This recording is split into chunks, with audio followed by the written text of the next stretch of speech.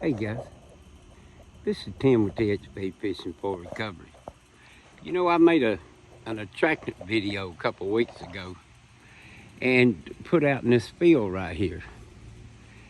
And you can see it's pretty thick. It's coming up the side of a hill right here close to my backyard, put it like that. Here's a couple of spots there's a spot right there that I put a pile out. Well, Friday, I went to a friend of mine's up in Kentucky. He's the one that's taught me about these attractants. I've learned so much about hunting from this man that I'm gonna set up over here and come back in just a minute and talk to you about what I've learned about this attractant. Okay, guys, I'm back. I wanted to set this tripod up. You know, I don't have nobody to help me do my filming or nothing. This is all on my own, and I don't do any editing, so you know, I just bear with me. I'm trying to learn, you know. I'm trying to learn as much as possible. Well, I just got back from Gunnersville Lake crappie fishing this weekend. But Friday morning I got up and I went to Kentucky and sat in a homemade blind with the man I'm learning all this deer stuff from. Well, I told him about, I've been putting this corn out, you know, in piles and stuff. And so we did an experiment. We spread corn out and then we made a pile. You know, they were scared of the pile because it was unnatural to them. You know, deer are pretty smart. They're smarter than fish are, really. I'm just learning that. But, you know, the pile, they were leery about coming up and eating out of the pile. I guess it was because it was so unnatural. But when we spread it out, hey, it didn't bother them a bit. And they're digging around, you know, in the leaves to get it and everything. You know, I think that, I know for a fact that I've been making a mistake on the, you know, the piles. But you know, the piles work with these domesticated deer that I have in my backyard. You know, they're used to humans. But these Kentucky deer that's being hunted and shot at all the time, they don't like it in the pile.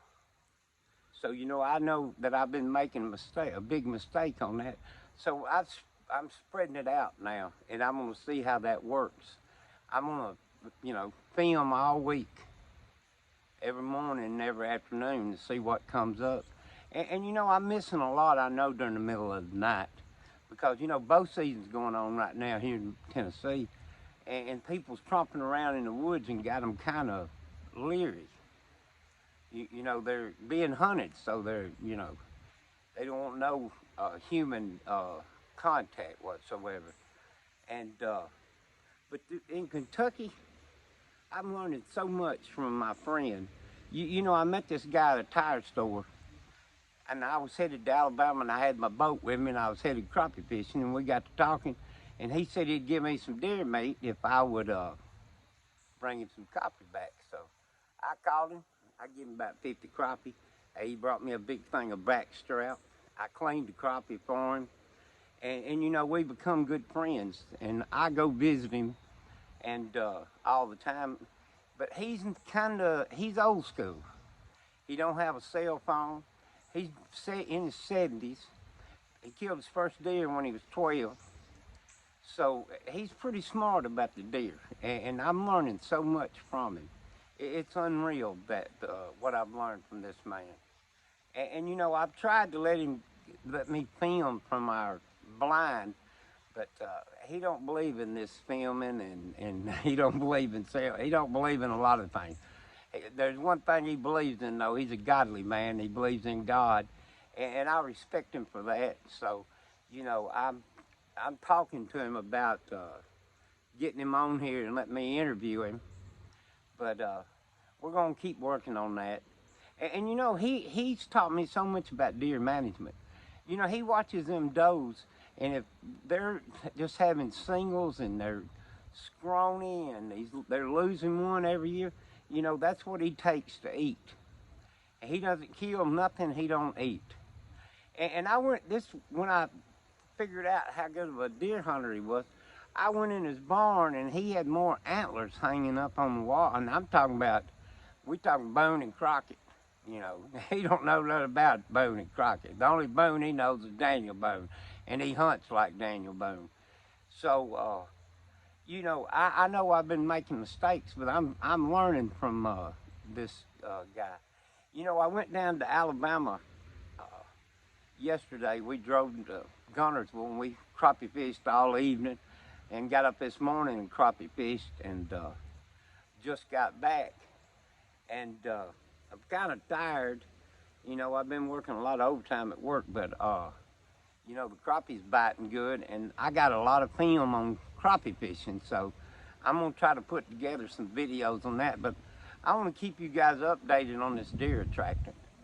So with that, if you don't mind, help us out. Hit that like, subscribe, and notification. And I'm fixing to add on to the end of this video. I'm going to show you the deer that I had coming in this week at this field where I put out the attractant last Sunday, and I put out 40 pounds of that attractant corn. I usually use that apple corn because I'm trying to get some turkey. You know, I had plenty of turkey last year, but I ain't had any at all this year. I don't know where the turkey are. But I just put out some deer corn with a attractant mixed in, and I spread it out and spread it real wide. So, you know, we're gonna see how it works this week. So with that, enjoy the rest of this video, and I'm gonna shut my mouth up and let you guys watch these deer and see what come in this week. But if you could, help us out for real. Hit that like, subscribe, notification, and hey, leave us a comment. Let us know what you think. And remember, God has no limits. I love you, God loves you, and we'll catch you next Sunday afternoon. We're gonna film all week and see what we got coming up. So maybe we'll have some good bucks coming in this week. And we'll catch you on the next one.